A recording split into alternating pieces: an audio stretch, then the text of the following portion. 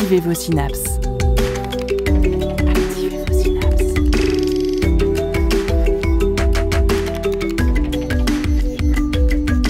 Poussez la porte du Labo des Savoirs et entrez dans un monde de science et d'expérience. C'est le Labo des Savoirs.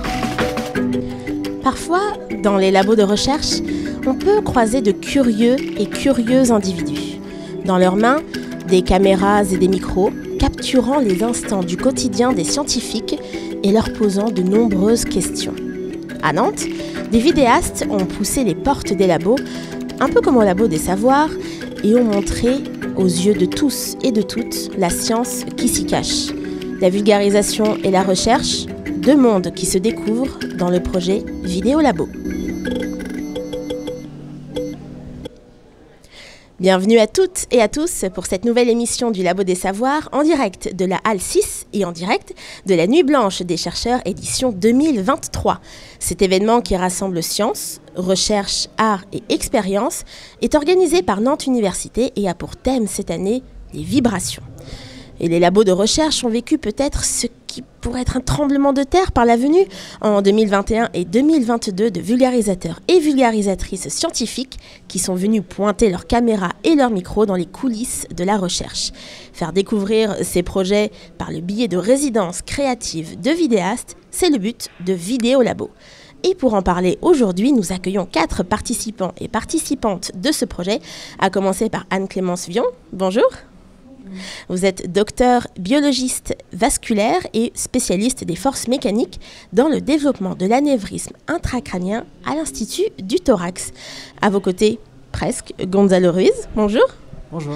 Vous êtes vidéaste scientifique et créateur de la chaîne Drop of Curiosity, aussi bien sur YouTube que sur TikTok.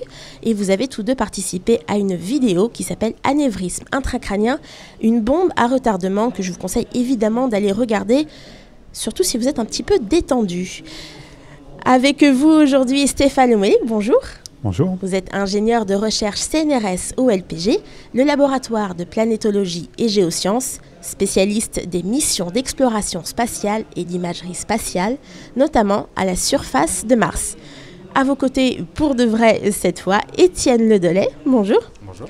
Vous êtes biologiste, journaliste scientifique et co-créateur depuis 2015, depuis le 20 mai 2015, de la chaîne Sense of Wonder avec Sébastien Carassou, que l'on salue de loin.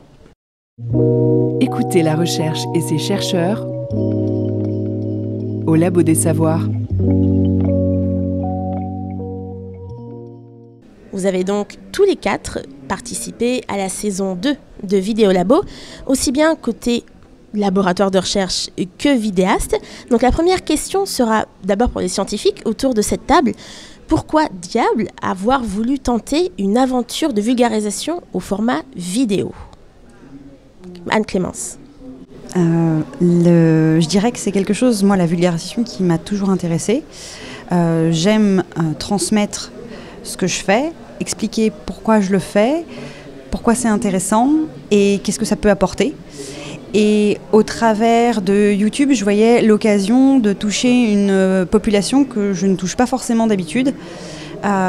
Et étant moi-même cliente, on va dire, de vulgarisation sur YouTube, je savais qu'on pouvait vraiment avoir un public très très large et donc transmettre ma passion et le but de mon travail à une population large. C'est par exemple parce que vous regardiez des vidéos sur YouTube que vous avez eu envie vraiment de tenter, ça vous attirait ce format ? Oui, complètement. Oui, alors, de mon point de vue, je voyais pas de bonnes raisons pour dire non. C'est toujours intéressant de pouvoir donner accès à ce qui se passe dans les labos. Et c'est vrai qu'on fait beaucoup de choses dans les labos de recherche, mais les gens ne le savent pas forcément. Et nos portes ne sont pas ouvertes du matin au soir, donc les occasions de rencontrer le public sont pas énormes en fait. Et ce format de vidéo est accessible par tout le monde. Finalement, c'est un bon moyen de donner un peu accès à ce qui se passe dans nos labos. Est-ce que c'était pour vous la première fois que vous avez une expérience de vulgarisation en vidéo, voire même peut-être de la vulgarisation en général ? Alors en vidéo, c'était pour moi la première expérience. Après, j'avais déjà participé à des formats de vulgarisation qui étaient pas tout à fait du même registre, puisque c'était de la vulgarisation pour un public déjà, entre guillemets, averti. Et c'était aussi une expérience super enrichissante, mais très différente de la vulgarisation YouTube, finalement. Stéphane, est-ce que c'était une expérience novatrice pour vous ? Alors, moi, c'était pas la première fois, mais c'était la première fois sous ce format-là, c'est-à-dire un format clé en main, où Étienne et Sébastien sont arrivés avec le scénario déjà écrit, leurs idées sur ce qu'ils voulaient filmer, montrer, et donc avec on y reviendra peut-être par la suite, avec déjà une connaissance du sujet, qui fait que finalement, de mon côté labo, j'ai eu très peu de choses à faire, à part leur montrer vraiment ce qui se passe, et vraiment aucun travail en amont de préparation, ni en aval pour corriger des choses qu'ils auraient mal compris ou pas. Donc ce format vraiment quartier libre, en gros, mais quartier libre avec des gens qui s'y connaissent, ça je n'avais pas testé et je suis prêt à le refaire. Ah, ça c'est une bonne nouvelle, je pense qu'on n'est jamais trop avare de louanges sur le travail qui a pu être réalisé. Côté labo, toujours, comment s'est déroulée en fait la première phase du projet ? C'est-à-dire, je crois qu'il fallait, côté vidéaste, répondre à un appel à projet, mais aussi côté laboratoire de recherche, ça montre qu'il y avait une volonté aussi de vos labos respectifs de participer à ce projet. Stéphane ? Alors nous, au laboratoire de planétologie à Nantes, on essaye d'être assez actifs au niveau de la communication. Donc on a la chance d'avoir une chargée de com, Stéphanie Bonnet, dont c'est le métier, et qui du coup fait une veille sur tous les moyens et tous les événements qui relèvent de notre activité. Et donc ça nous permet effectivement d'être un peu au taquet quand il y a des opportunités, comme c'était le cas par exemple ici. Est-ce que vous appréhendiez peut-être un petit peu le fait d'avoir quelqu'un dans vos pattes ou dans votre ombre pendant plusieurs jours, donc ce vidéaste qui allait probablement vous poser plein de questions, vous interroger peut-être même parfois sur le sens de votre travail. Est-ce que c'est quelque chose que vous appréhendiez de presque laisser rentrer quelqu'un dans l'intimité du laboratoire de recherche ? Anne-Clémence ? Non. On peut pas. Non, c'est vraiment quelque chose qui est pas dérangeant et c'est quelque chose. Enfin, je sais pas comment c'est de ton côté, mais nous de notre côté, on accueille beaucoup d'étudiants. Et en fait, on a une continuité d'étudiants qui viennent dans l'institut dès la licence. On a des stages de licence où en fait l'étudiant, dès qu'il a du temps à la fac, il peut venir au laboratoire. Et donc en fait, on fait cet exercice-là. Alors on le fait pour des licences, on le fait pour des masters, donc le niveau de vulgarisation est pas forcément le même, mais on le fait relativement assez fréquemment. Donc ça, c'est pas quelque chose qui est perturbant. Ce qui était plus difficile, c'était de me dire, ok, il faut que je me dégage une semaine où je suis disponible. Alors ça a été à peine une semaine puisqu'on a partagé entre la clinique et le laboratoire, mais voilà, pendant 3 jours, il fallait que je sois vraiment disponible. Et ça a été peut-être ce qui m'a demandé le plus de travail dans mon emploi du temps, en fait. Oui, très peu de travail en amont, comme le disait Stéphane auparavant. Comment vous l'avez vécu, cette immersion de 2 vidéastes dans vos labos ? J'ai pas le souvenir d'en avoir gardé un traumatisme particulier. Donc effectivement, ça s'est très bien passé. J'ai en plus partagé le temps avec mon collègue Nicolas Mangold. Donc on était 2 aussi à les occuper. Et ils se sont beaucoup occupés aussi tout seuls à faire des prises de vue. Alors au laboratoire, on a essayé d'avoir des espaces qui sont un peu... très modestement muséographique, c'est-à-dire avec des maquettes, des maquettes de satellites, des belles photos des planètes. Et je les ai surpris à quelques moments faire des prises de vue sous des angles particuliers des objets qui avaient l'air d'accrocher leur regard.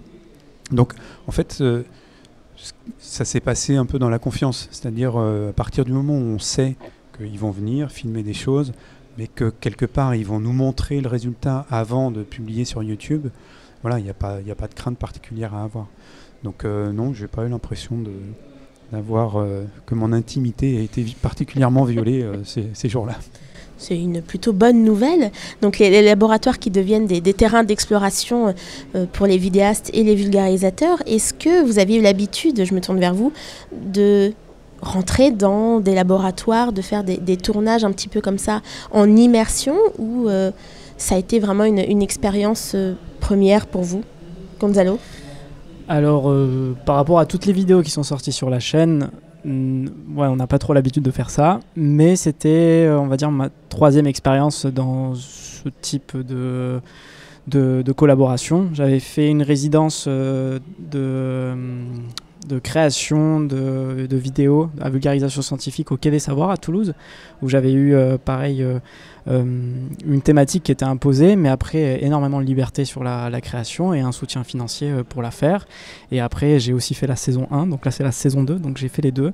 Donc ouais, je suis abonné un petit peu aux résidences et j'adore ça parce que travailler avec des scientifiques, on n'a pas toujours l'occasion de le faire dans ces conditions et d'avoir une liberté créative aussi bien accompagné, enfin moi j'adore. Il faudrait qu'il y ait plus de projets comme ça. Est-ce que ces résidences étaient aussi un moyen privilégié d'accéder à ces scientifiques qui peut-être parfois rechignent à passer devant la caméra? Oui, bah alors souvent quand on veut contacter un chercheur pour une vidéo, y a ce blocage là de YouTube qui connaissent pas, c'est un média qui peut-être ils comprennent pas et du coup ça peut leur faire peur. Le fait que tout soit encadré par l'université et que les chercheurs soient comment dire, prêts à faire cet échange, c'est vrai que ça nous ouvre des opportunités qui sont incroyables. Étienne, je crois que vous êtes un peu plus habitué sur la chaîne du Sense of Wonder au tournage extérieur ou dans des sites scientifiques parfois exceptionnels. Est-ce que c'était la première fois de vraiment rentrer dans le quotidien des chercheurs aussi longtemps et pas périodiquement pour faire une interview en particulier ? Oui, en effet. On a l'habitude d'aller dans des laboratoires, des observatoires, des lieux de culture scientifique, parce que la vidéo se prête bien sûr très bien au fait de venir dans ces lieux de science. Mais après, le fait de tendre le micro à un scientifique, c'est vrai que c'est pas quelque chose qu'on avait l'habitude de faire. On avait l'habitude de parler, soit moi, soit Sébastien qui m'accompagne sur cette chaîne. Et ça s'est très bien passé, ma foi. Alors les sujets que vous avez respectivement traités, à savoir l'exploration martienne et les anévrismes intracrâniens, ont été proposés, je crois, initialement par la Nantes Université via l'appel à projet, mais vous aviez carte blanche finalement pour adapter ce sujet en fonction peut-être des scientifiques que vous allez rencontrer, en fonction du ton que vous aviez aussi sur vos chaînes respectives. À quel point est-ce que cela vous a permis vraiment de profiter de cette résidence et de la confiance aussi qui vous était accordée? Pour mon cas, j'ai moins d'expérience, on va dire, dans les prestations de commandes et du coup, chaque fois que j'ai fait une vidéo pour la chaîne, on a toujours eu cette liberté. Donc, le fait qu'il y ait une sorte voilà, cette collaboration sous forme de prestation, on va dire, parce qu'il y a eu un financement, et qu'on puisse garder cette liberté qu'on a quand on fait nos vidéos nous-mêmes, ça c'est incroyable et c'est rare même. Il n'y a pas beaucoup de projets qui permettent cette liberté. Oui. Oui, tout à fait, comme disait Gonzalo. En fait, dès le départ, on nous a donné carte blanche. Sur le fond comme sur la forme, il y avait seulement une validation de la part des chercheurs avec qui on a travaillé, une validation scientifique, une fois que la vidéo est montée, pour vérifier que tout était exact, qu'on n'avait pas dit de bêtises. Et de ce côté-là, ça a été tout de suite validé et apprécié. Donc on a, comment dire, même si de notre côté c'est une vidéo de commande avec un partenariat institutionnel, il n'y avait pas vraiment fondamentalement de différence par rapport à ce qu'on faisait d'habitude. Il y avait l'originalité d'interviewer un scientifique, mais de notre côté, nos spectateurs nous ont donné exactement les mêmes commentaires élogieux sur le fait que c'était informatif, inspirant, que voilà, il n'y a pas eu de rupture en fait en termes de créativité comme d'indépendance. Donc c'était sur ce point-là un très bon partenariat. Oui. Oui, et puis qu'on puisse diffuser aussi la vidéo sur notre chaîne, ça aussi c'est super. Et rare également. Oui, parce qu'on parlait véritablement d'une collaboration, c'est-à-dire que vous réadaptiez parfois, je crois, le script en fonction évidemment des interviews et de ce que vous appreniez pendant la résidence. Donc ce n'était pas juste réaliser des plans, faire les interviews prévues, mais vraiment penser le sujet en même temps que la résidence. Le tournage devait durer une semaine, donc 5 jours. Nous, on l'a fait en 4. On a effectivement pu faire l'interview de Stéphane et Nicolas. On a ensuite adapté notre script en fait à partir de leurs témoignages. On a fait des transitions par rapport à ce qu'on allait dire dans notre vidéo finale. Et ensuite on a tourné les plans où Sébastien parle lui-même. Donc il y a une co-construction en fait. Le fait d'être sur place nous a permis de profiter pleinement à la fois des scientifiques, mais aussi du lieu de tournage, puisque comme le disait Stéphane, on a profité de ces espaces richement décorés pour décorer nous-mêmes notre vidéo.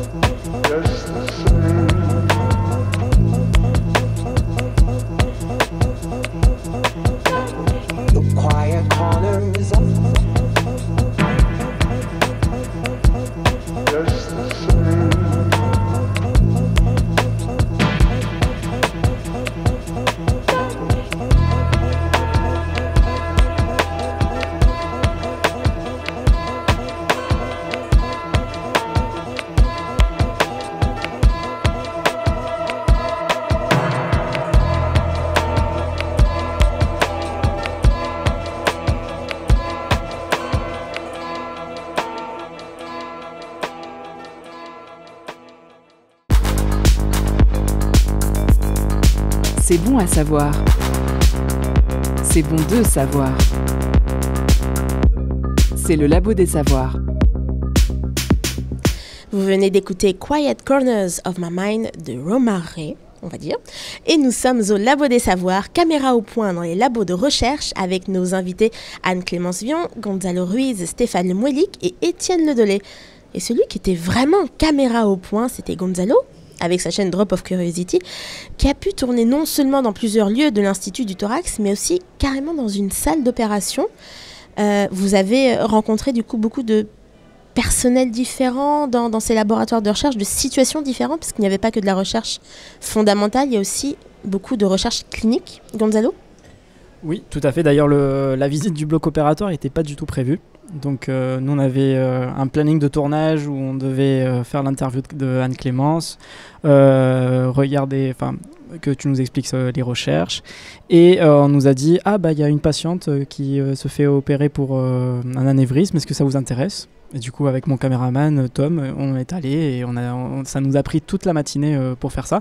Donc ouais, au final la vidéo est très riche en termes de personnel scientifique. On a des médecins, on a des chercheurs, je ne sais plus de quel type d'autres personnel on a, mais il y avait des étudiants aussi, il me semble. On n'a pas interviewé. On n'a pas interviewé, mais on doit voir passer étudiants, ingénieurs, assistants ingénieurs. Donc voilà, nous, au laboratoire, on a vraiment un panel de personnel qui est riche, et donc on a du monde. Ouais. Ok, ouais. Oui, on le voit d'ailleurs dans les crédits de la vidéo, le nombre de personnes qui sont intervenues à des postes différents montre bien que la vie en laboratoire, ce n'est pas que de la paillasse, ce n'est pas que le chercheur qui traite ces données. Mais d'ailleurs, cette vidéo, il faudrait un petit peu qu'on en parle à un moment donné. Anne-Clémence, je vais vous demander un exercice peut-être un petit peu complexe qui va faire appel à votre mémoire, mais vous allez devoir me résumer, selon vos mots et votre expérience dans cette vidéo, de me la résumer en quelques lignes.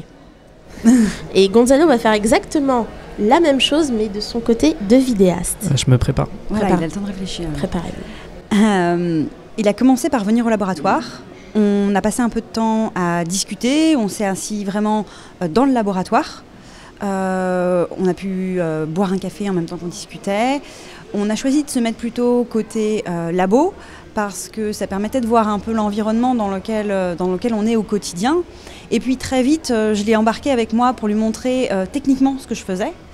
Parce que j'ai la chance d'être encore relativement jeune dans ma carrière de chercheur et donc de faire encore de ce qu'on appelle de la paillasse, c'est-à-dire de faire encore des expériences moi-même.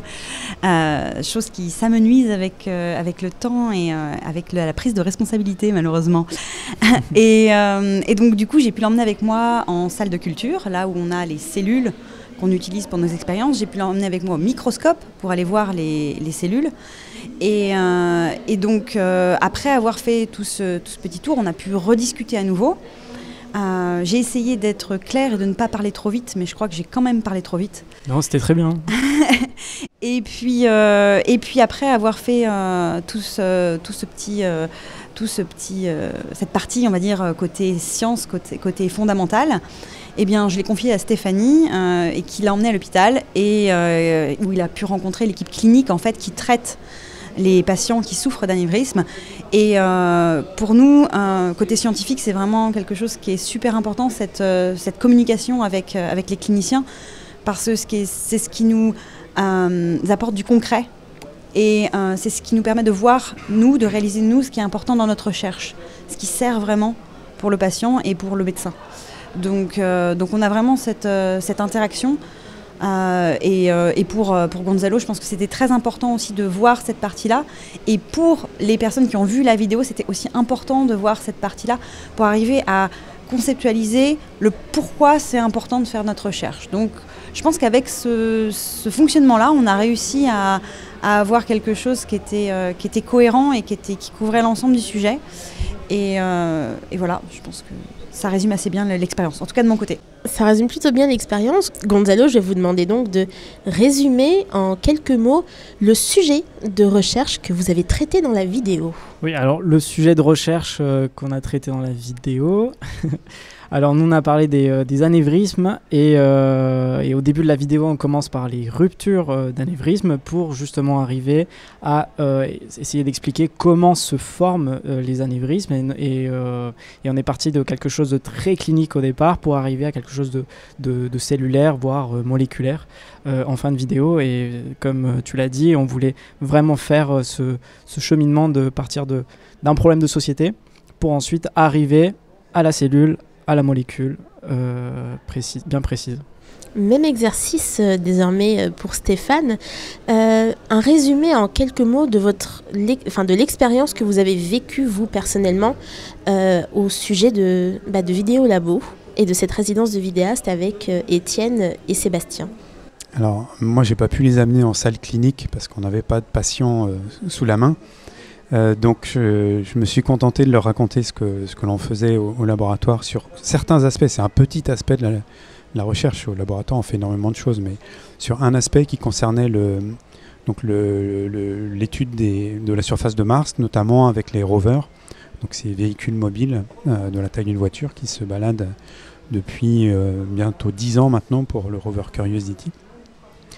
Et donc on a parlé de ces aspects-là et je leur ai fait essayer nos systèmes de réalité virtuelle, donc une technique qu'on utilise de plus en plus pour, je dirais, manipuler, visualiser, intégrer nos données et donner la possibilité à la fois aux chercheurs, aux étudiants, au grand public de finalement se promener à la surface de Mars ou de la Lune. On est allé faire un tour sur Titan aussi enfin voilà, sur les corps du système solaire. Et donc l'idée étant que ces techniques de réalité virtuelle, c'est bien de les essayer soi-même pour comprendre le potentiel. Voilà, et après c'est assez difficile d'expliquer à quelqu'un qui n'a pas fait l'expérience en quoi c'est intéressant ou pas, mais ça peut donner envie aux gens de venir essayer dans les labos. Étienne, ça a été une véritable balade spatiale qui vous a été proposée du coup pour la visite du laboratoire. Oui, tout à fait. Comme disait Stéphane, on a eu l'occasion d'essayer beaucoup pas seulement Mars, mais oui, on a eu une vraie balade du système solaire. On a eu l'occasion en plus de discuter avec Nicolas Mangold. On a parlé certes de réalité virtuelle, mais on a aussi parlé de la façon de résultats récents qui ont été obtenus grâce au rover Perseverance, des résultats de Nicolas sur la présence d'eau passée sur Mars.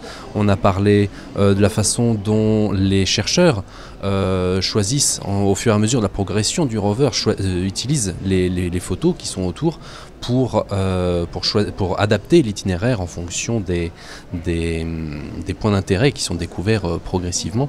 Donc on a essayé de dresser un panel assez complet des activités des chercheurs au laboratoire. Est-ce que, comme Stéphane l'avait dit un petit peu plus tôt, le fait de venir avec déjà des connaissances sur le sujet de recherche et notamment la discipline générale de l'astrophysique, d'avoir déjà un script construit, a aidé aussi au dialogue avec les différents scientifiques qui se sont dit mais ils s'y connaissent, ils savent de quoi ils parlent aussi finalement. J'ai envie de dire ce serait peut-être à Stéphane de répondre à cette question, mais moi de mon côté, oui, ça forcément on arrive en confiance en ayant des questions qu'on espère pertinentes. Il y avait un très bon équilibre en fait entre ce que nous attendions en termes de vulgarisation et ce que attendaient en termes d'exactitude scientifique. Nous, on a travaillé de manière assez transparente et, comme dit Étienne, en toute confiance. En fait, il suffisait d'aller voir sur la chaîne The Sons of Wonder, donc les autres vidéos, pour voir que, voilà, ils n'en étaient pas à leur première réalisation. Donc quelque part, c'est vrai qu'en regardant ce qui est déjà fait, on se dit voilà, ils savent ce qu'ils font, donc on leur a fait confiance dès le début et ça s'est passé très en douceur. Anne-Clémence, je crois que vous m'aviez raconté comment est-ce que vous aviez été impressionné par le travail de synthèse qui avait été réalisé par Gonzalo notamment, parce que vous m'avez dit qu'il avait tourné énormément de rushs, il y en avait pour des heures, il y avait beaucoup de montage à faire derrière. Est-ce que c'est là aussi l'apport du vulgarisateur ou de la vulgarisatrice d'apporter un regard très concentré et de synthétiser des heures et des heures de discussion avec des scientifiques? Ouais, je pense que ça a été un vrai élément, c'était un point important pour cette vidéo. En fait, ce que j'ai trouvé très intéressant, c'est que j'ai pu parler, on a pu discuter longtemps. L'avantage, c'est que Gonzalo comprenait ce que je racontais. Et il pouvait parfois aussi, il était en mesure de me dire si je vulgarisais suffisamment, si j'utilisais des termes trop complexes ou pas, et donc de pouvoir me ramener au juste niveau. Ils ont aussi été capables de garder l'essentiel du discours sans le simplifier en le rendant faux, en fait, sans introduire de fausses informations. Et donc ça, pour moi, c'était vraiment le tour de force de la vidéo, parce qu'on a parlé beaucoup plus longtemps que ce qui est dans la vidéo. Et pourtant, le message essentiel, il est là et il est juste. Donc c'était vraiment ça, le point super positif. Est-ce que vous avez le sentiment, tous les deux, Stéphane, Anne-Clémence, que le vulgarisateur, en l'occurrence ici Étienne, Sébastien et Gonzalo, sont vraiment venus avec un angle précis, avec un point de vue de vulgarisateur à apporter à vos travaux? Question ouverte. Stéphane. Pour moi, ils sont venus avec une culture, comme on disait tout à l'heure, une culture en astrophysique, culture générale, et qui fait que ça leur permet déjà de placer le contexte assez facilement finalement par rapport au paysage des recherches qu'on peut avoir dans le domaine. Donc oui, c'était un des intérêts que j'ai vu dans cette expérience, c'est de partir vraiment sur quelque chose qui, dès le départ, était assez bien orienté et comme tu disais tout à l'heure, avec au final pas d'inexactitude dans la restitution, ce qui est hyper important, parce qu'une vidéo YouTube, ça peut rester pendant 10 ans, 15 ans, 20 ans. Je ne sais pas jusqu'à quand il y aura du courant dans nos ordinateurs, mais ça peut rester très longtemps. Donc il vaut mieux que les choses soient dites avec beaucoup de précision. Oui, il s'agirait de ne pas se tromper. Étienne, est-ce que le travail en amont pour cette vidéo, que ce soit dans l'écriture du script ou même dans la façon de penser la vidéo, de trouver l'angle, a été différent par rapport à vos productions habituelles, parce que vous aviez aussi la possibilité de garder absolument votre ton, la façon dont vous présentez les sujets habituellement? Non, je dirais pas que ça a été différent de d'habitude, parce que dès le départ, en fait, dans les sujets qu'on aborde sur le Sense of Wonder, on aime bien aborder des sujets on aime bien aborder la science telle qu'elle se fait dans les laboratoires, au niveau universitaire en fait. Il faut bien sûr que ce soit accessible pour un public de collégiens, de lycéens, mais derrière il faut avoir on essaie d'apporter à notre public des connaissances qui ne sont pas encore suffisamment représentées dans la vulgarisation qui se fait déjà. On évite de faire trop de redites, et on fait cet effort permanent d'apport de culture universitaire dans des vidéos très grand public. Donc en tout cas de ce côté-là, on n'a pas eu de différence dans la façon d'aborder notre vidéo. La seule originalité, ça a été de pouvoir tendre le micro à quelqu'un. Parce que d'habitude, c'est vrai que le travail de vidéaste peut sembler parfois un petit peu solitaire, à parler tout seul devant une caméra, parfois dans sa chambre ou devant une bibliothèque. Là, le format était un petit peu différent parce que vous êtes allé poser des questions à des gens. Oui, c'est vrai que le format bibliothèque, c'est une institution sur YouTube, on est tout à fait d'accord.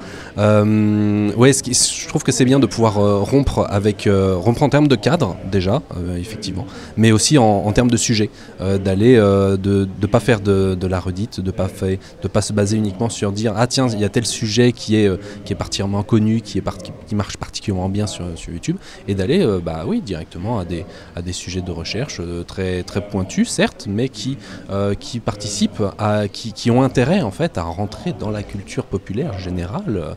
Ce qu'on tient régulièrement à dire sur le Sense of Wonder, c'est que la culture générale, c'est pas la culture scientifique, ça ne sert pas à devenir scientifique. C'est avant tout pour être pour se cultiver soi-même, pour grandir et s'émerveiller en fait avec la science. On aime bien parfois montrer la science comme quelque chose qui détruit les croyances ou qui est rébarbatif, voilà. Et nous, au contraire, on mise tout de suite sur l'émerveillement par la découverte, scientifique, l'exploration spatiale. C'est effectivement, le spatial se prête très bien à cette discipline, mais c'est pas le seul, on le voit dans la biologie en l'occurrence. Il y a une appétence pour le public pour les sujets qui leur parlent, qui leur permettent de mieux comprendre soi-même le corps, ou alors l'univers de façon générale. C'est pas propre au spatial, et c'est ça que j'ai envie de montrer à travers le Sense of Wonder. C'est pas quelque chose qui est propre au spatial, on peut se servir de cette appétence du public pour stimuler la curiosité. Gonzalo, je crois que vous avez une expérience un petit peu similaire sur la différence de format pour cette vidéo en particulier, qui ressemblerait presque à un reportage, alors que vous commencez plutôt à vous habituer à des formats plus courts, dédiés notamment à YouTube Shorts ou à TikTok. Là, ça vous a permis d'avoir une autre approche dans le format de la vidéo ? Plutôt de retrouver une approche qu'on ne faisait plus depuis un bon moment. Oui, c'est vrai, on fait de plus en plus de formats courts, et donc ça ne nous permet pas de rentrer en profondeur dans des sujets et de rester très superficiel. Mais souvent la vulgarisation se fait dans l'espace de commentaires en fait, quand c'est des formats courts. Et là, pour cette vidéo, on s'est vraiment fait plaisir sur ça, et on a pu faire un format un peu plus long, rentrer en profondeur et surtout sortir de notre chambre comme tu as dit, et aller dans les laboratoires, rencontrer des vrais scientifiques et leur tendre le micro.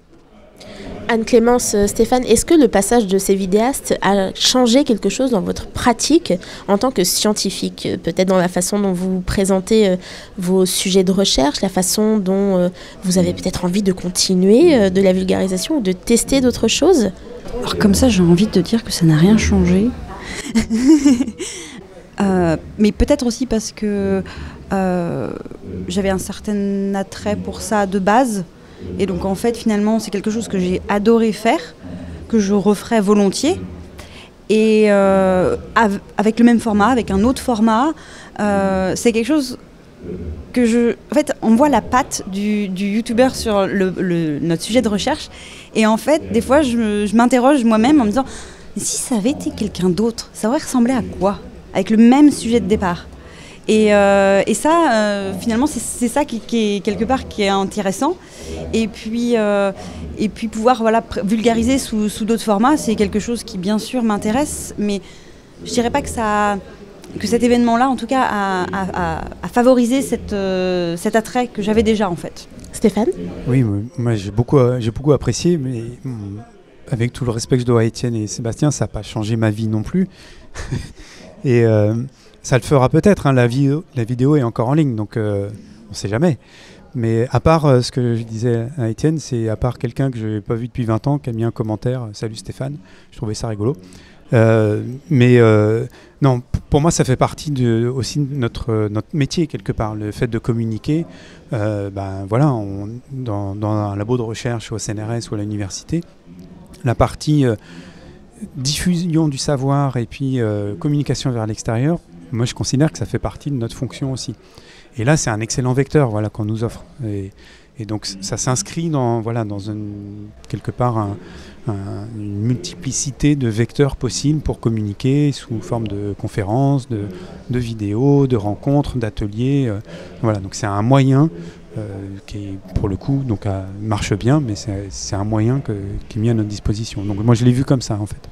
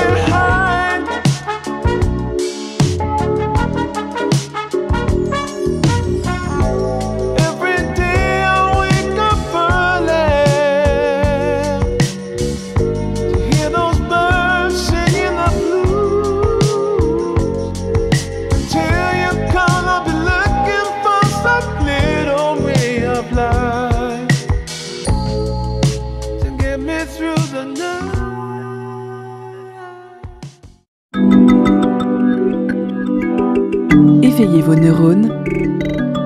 Vous êtes bien. Vous êtes au Labo des Savoirs.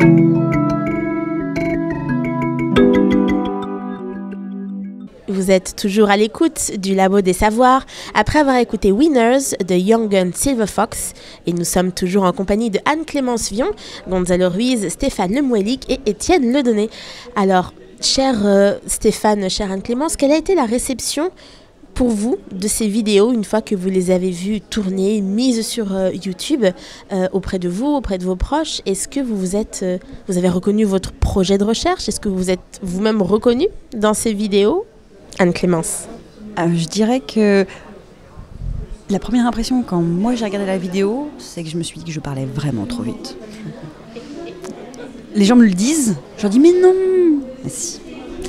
Donc ça a été assez dur de se voir en vidéo. Enfin, moi, je trouve que c'est assez perturbant. Et puis, par contre, côté labo, ça a été plutôt bien perçu. Les gens ont été très curieux de savoir comment j'avais été embarquée dans l'aventure vidéo labo. Et donc étaient assez agréablement surpris et trouvaient l'expérience intéressante et étaient même prêts à eux aussi s'embarquer dans une aventure comme celle-là. Et je dirais que le retour le plus marquant que j'ai eu, finalement, ça a été le retour de mes proches qui ont pu voir la vidéo et qui m'ont dit qu'ils avaient vraiment apprécié parce que, pour une fois, ils avaient vraiment compris ce que je faisais. Et ils avaient compris les enjeux, parce que je pense que ce qu'ils avaient parfois du mal à percevoir, alors comprendre la science, c'est une chose, mais comprendre aussi les enjeux qu'il y a derrière la science, c'en est une autre. Et là, ils arrivaient à voir les deux aspects, aussi bien ce que je faisais concrètement, que ce à quoi servait ce que je faisais, même si c'est des projections qui sont plutôt lointaines en termes d'utilité. Et ça, c'était vraiment pour moi quelque chose de fort, d'autant plus que c'est des personnes qui ne sont pas du tout scientifiques à la base. Et donc le message était d'autant plus rassurant et ça montrait bien que la cible avait été atteinte dans ce projet. Stéphane, quelle a été votre vision justement de cette vidéo? Qu'est-ce que vous en avez pensé tout simplement? Souvent le premier réflexe quand on termine un projet comme ça, c'est de regarder le résultat. Et alors je rejoins ce que tu dis, c'est pas forcément agréable de se voir. Mais par contre, le premier regard, c'est souvent pour se dire est-ce qu'on ne dit pas trop de bêtises justement là-dedans? Et quand on arrive à la fin de la vidéo et qu'on pense qu'on n'a pas dit trop de bêtises, c'est ouf, ça va.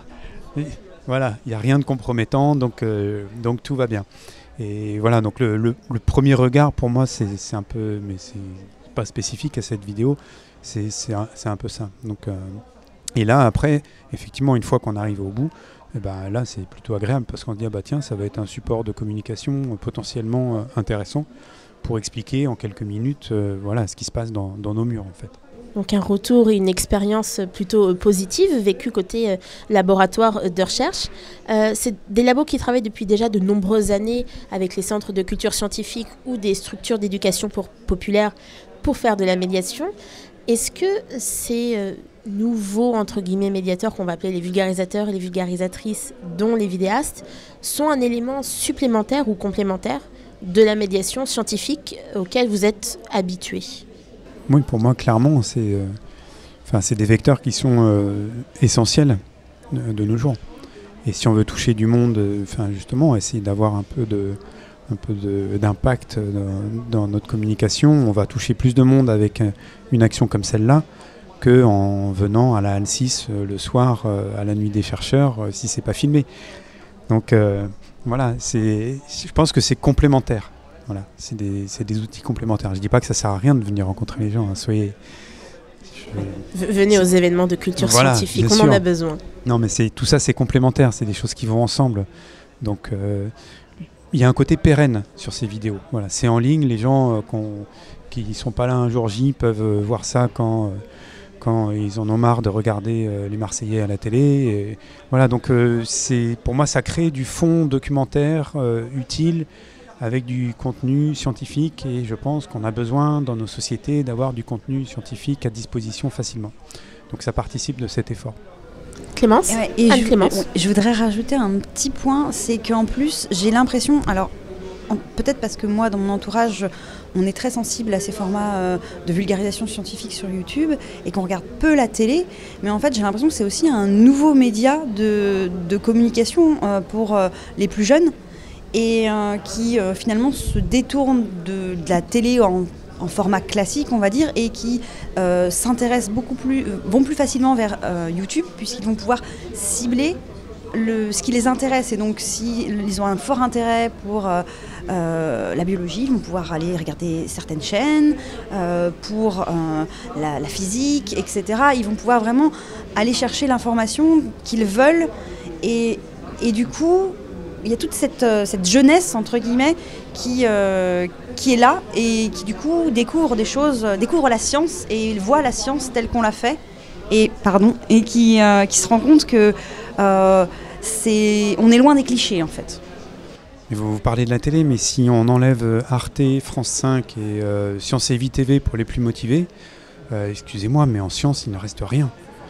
Donc heureusement qu'il existe des chaînes YouTube scientifiques et TikTok, et même si je ne suis pas encore à fond là-dedans, mais heureusement qu'il existe ça. Étienne Gonzalo, vous partagez ce sentiment alors peut-être pas heureusement que je suis là et que nous existons, mais que vous venez en complément de peut-être un creux qui existerait depuis quelques années sur la place de la science dans les médias de façon générale ? Alors oui, en tant que journaliste scientifique, bien sûr, je trouve évidemment qu'on manque de science. On manque aussi en plus de journalistes scientifiques qui traitent des sujets scientifiques, parce que malheureusement la science a tendance à être traitée comme n'importe quel sujet sans journaliste spécialisé. Alors que moi, en tant que journaliste scientifique, je ne me verrais pas traiter de sujets d'économie, de sport ou de justice.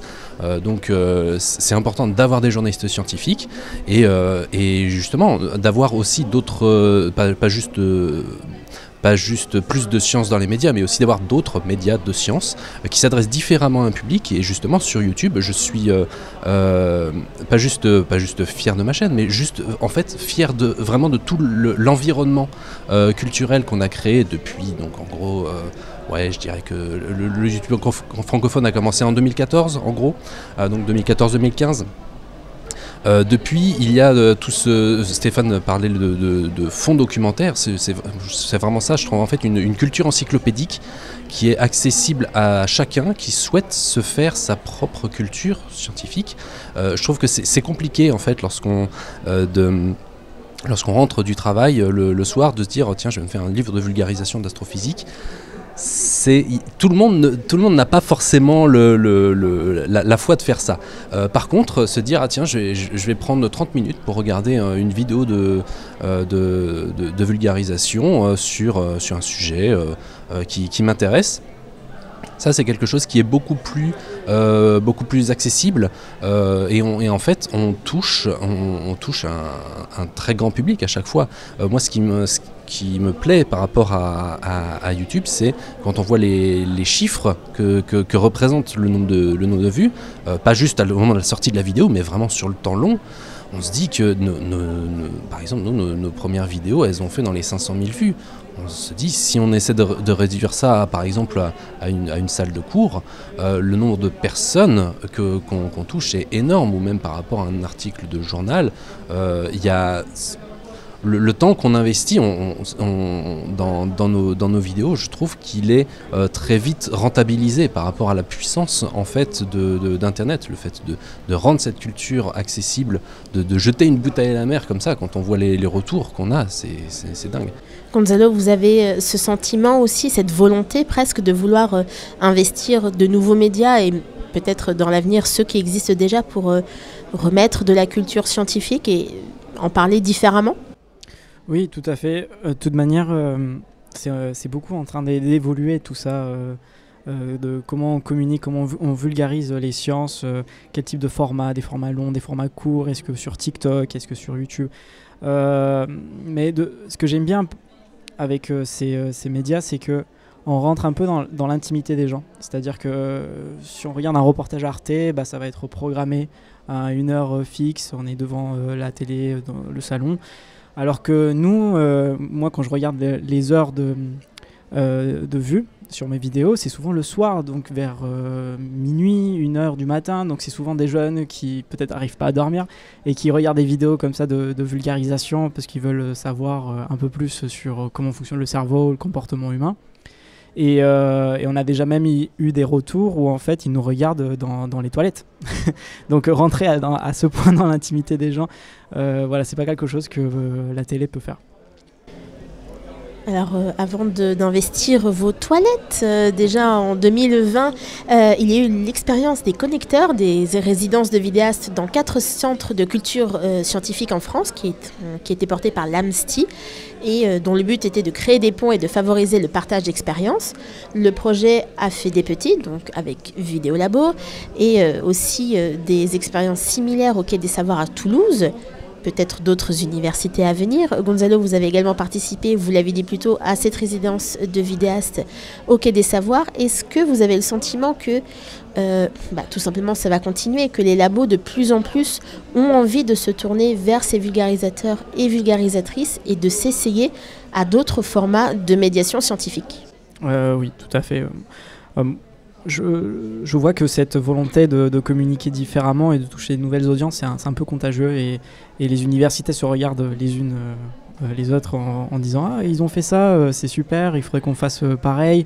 Et quand il y a des congrès de médiation scientifique, souvent il y a une université qui a porté tel projet qui va dire comment ça s'est passé, les autres vont aller chercher des financements à droite et à gauche. Je pense que c'est ça qui bloque aujourd'hui, je pense que c'est le financeur qui va financer tout ça. Donc dans certains projets c'était la région, dans d'autres projets c'était des entreprises un peu plus privées, mais ouais, il faut que ça se démocratise, il faudrait que toutes les universités puissent le faire et que ça puisse même être proposé comme une sorte de valorisation dans les projets de recherche nationale ou européen.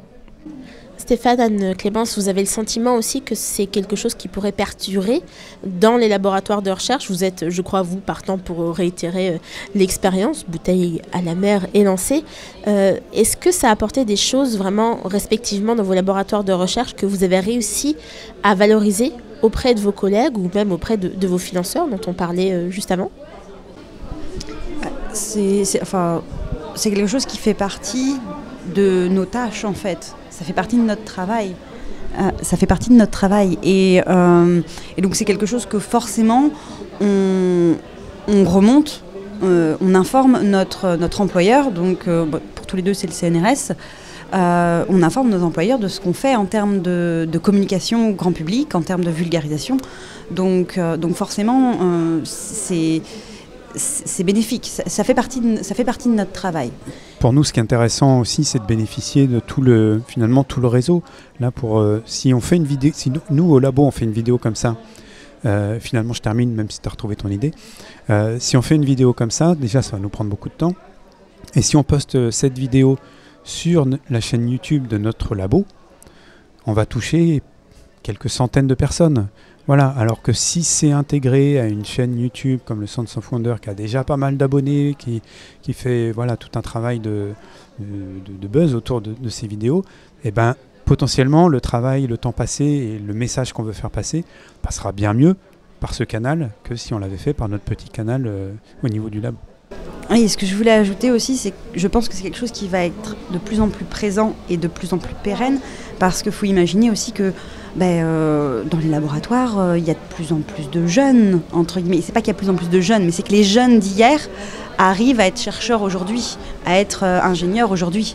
Et donc, eux, ils ont l'habitude de ce format-là. Ils ont plus la crainte de YouTube. Moi, je me suis pas posé la question comment ça va être perçu ou quoi que ce soit. Je me suis tout de suite dit que c'était évident qu'il fallait passer par là. Et pourtant, je m'estime déjà assez vieille par rapport à cette tendance YouTube. Donc je pense que les chercheurs qui vont venir dans 2-3 ans, pour eux, ça sera juste évident.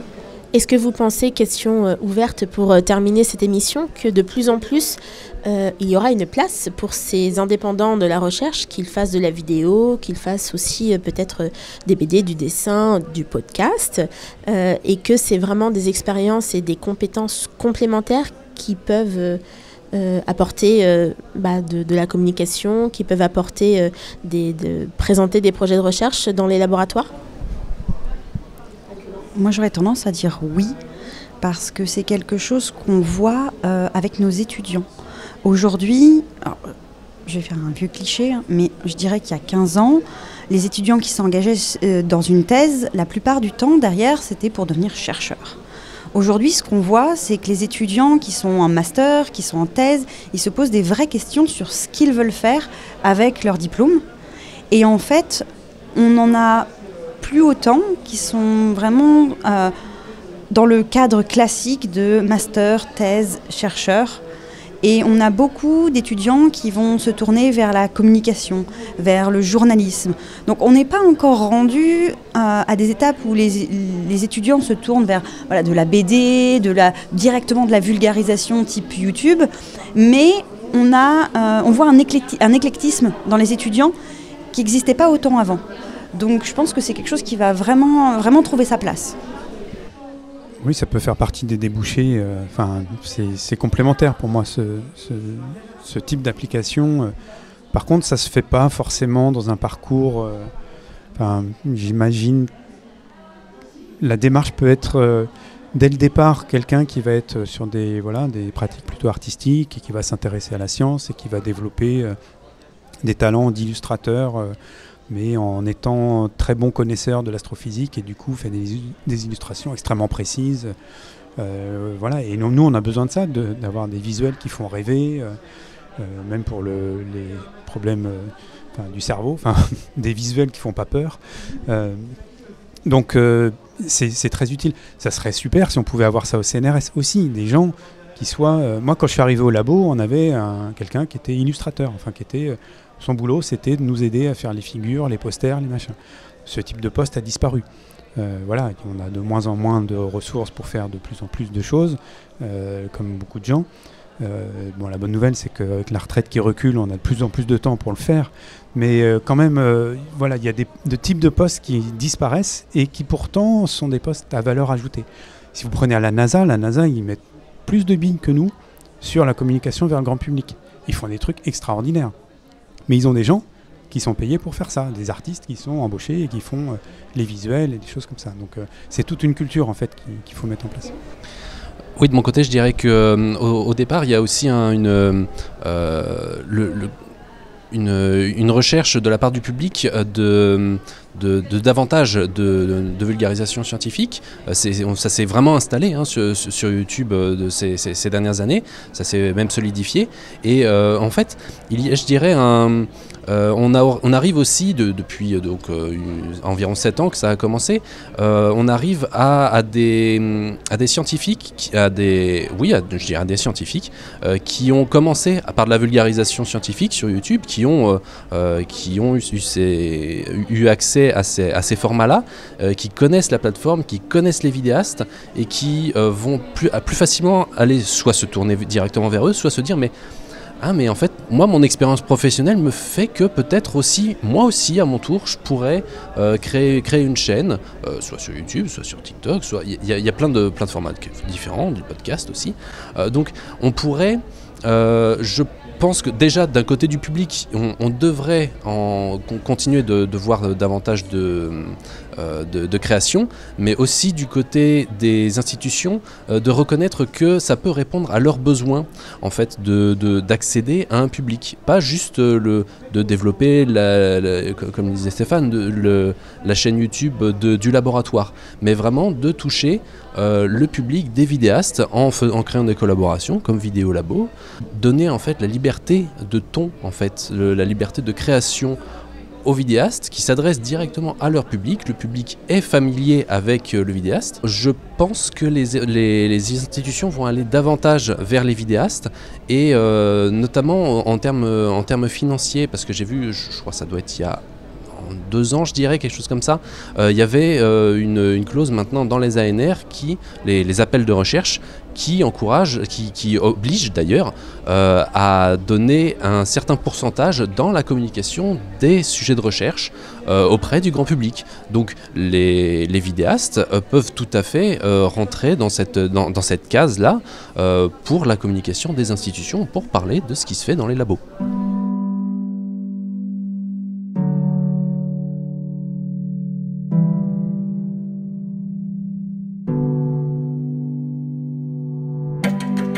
Et c'est la fin de cette émission spéciale à la Halle 6 pour la Nuit Blanche des chercheurs édition 2023.